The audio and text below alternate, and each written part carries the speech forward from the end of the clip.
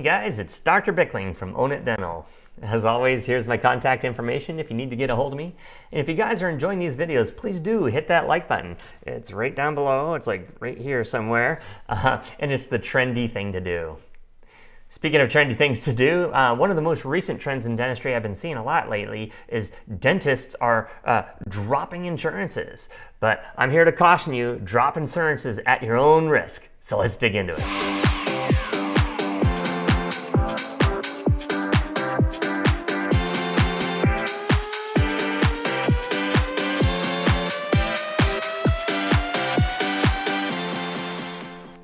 Like I said, I've been seeing this and reading about this and hearing about this a lot lately about dentists dropping dental insurances. You know, we're in tough economic times with inflation, the cost of services and goods going up. But, you know, insurances, they're not reimbursing anymore with the increased inflation. Matter of fact, I think I still get paid less for a crown now from insurances than I did 20 years ago.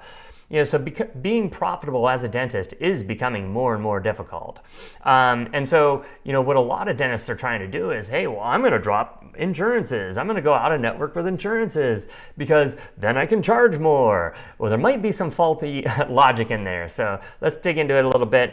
So this first kind of came to my attention earlier this year, back in March. ADA News reports that, you know, 1 out of 6 dentists are reported dropping dental insurances. And then I'm starting to hear this more and more on podcasts and stuff like that. As a dental podcast I listen to that said, you know, the host literally said, if you've been practicing for any amount of time and you're still in network with dental insurances, then you're doing something very wrong, and you need to examine yourself in the mirror because dentists are not commodities, you know. And so that got me thinking is, do we really get to choose whether we're a commodity or not? Dentists, we don't get to make that choice. The marketplace makes that choice. Just like a can of corn doesn't get to choose whether it's a commodity or not. The marketplace decides whether a can of corn is a commodity or not. So, I mean, let's just dig into that for a little bit. You know, what is a commodity? You know, a commodity is a basic, good or service that's used in commerce that can be used interchangeably with other types of goods or services of the same type. They're distinguished only by their price or convenience or potential arbitrage, their future value. So, are dentists commodities? That's what we're going to kind of talk about here a little bit. But, recent studies have shown that 60% of patients don't remember their dentist's name. So that certainly sounds like we're interchangeable. 90% of patients don't remember their hygienist's name. So that certainly indicates that we might be interchangeable. Another recent survey asked patients, what's the most important factor that patients consider when choosing a dentist? 45% said insurance, so that's price, and 35% said convenient hours. So there's convenience. It was only about 15% that said something about skill or service or something along those lines, and 5% said other, whatever other is. Let me grab my pointer here. Whatever other is, maybe they just want their dentist to be handsome. So.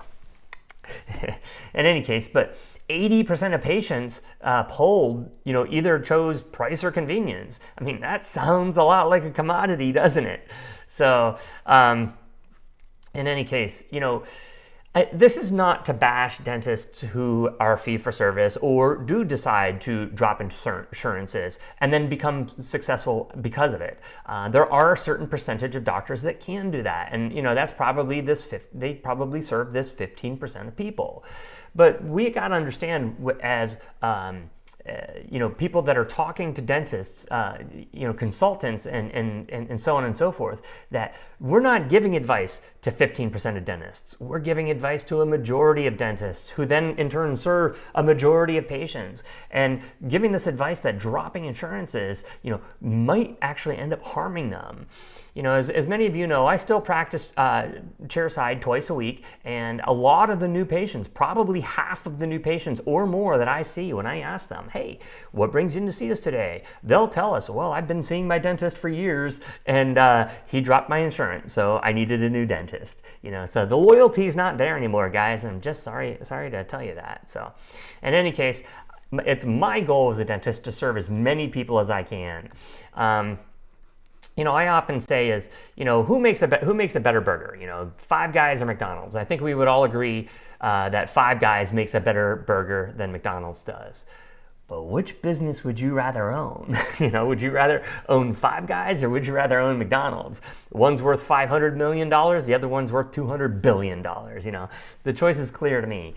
So when I'm doing business as a dentist, certainly I could do, expensive, more expensive dentistry. But you got to understand that you're going to be serving a much smaller crowd. But then the argument is, I can't make any money doing $600 crowns. Sorry, let me grab my pointer here again. That's the argument I get all the time. And that's just simply not true. If we just sit down and we do the math, we'll break it down. If an associate does a $650 crown and they can do it in an hour, they just made $195 an hour, Then you start doing all your lab fees, your supply costs, your staff salaries and other business expenses. When I was running Strong Smiles Dental Care, every time one of my associates did a $650 crown, I made $46, for doing nothing, right? And if I were to do that crown myself and pay myself like an associate, I would have made $241, in an hour. And if you sit down and you do the math, that's still a good amount of money. But the kickback argument is, but we'd make twice as much if the crown was $1,200, and that logic is faulty, because you would only make $1,200 if the patient said yes to that $1,200 crown, but they're not. They're leaving you and they're coming in and seeing me. And like I said, if we just sit down and we do the math, if your associate just does one $650 crown per hour, and they're going to make, $195, for doing that crown, they'd earn over $400,000 a year doing a $650 crown. So how many of your associates are making this much money? I'd bet you that very few of them are. And the reason why is because you're kicking all your patients out the door and they're coming in and seeing me. Like I said, I still work chairside 2 days a week, and virtually all the patients I see are in network with insurances, and I'm doing the $600 and $800 crowns. And guess what? I'm averaging about $1,250 per hygiene exam. So every person that comes in through hygiene that I do a hygiene exam on, my collections is averaging $1,250 for each of those. And it's not that I'm doing one $650 crown, I'm packaging in it. I'm doing two, or I'm doing a root canal core and crown, or extraction and a bridge. Trust me, there's plenty of money to be made being in network with insurances. And I think that if you're going to give the advice to all doctors, a majority of doctors, I think a lot of them are going to find out that dropping dental insurances is actually going to end up hurting them in the end. So again, as always, I hope you enjoyed this video. Here's my contact information, and I will see you on the next one. Talk to you soon. Bye. If you enjoyed this video and want to see more content like it, go to ownitdental.com or click the link above and check out my services. I have dozens of hours of training videos and have negotiated reduced lab fees for all my clients. So if you want to get out of the dental chair and start owning your business, go to ownitdental.com and check out my services, and I'll see you soon.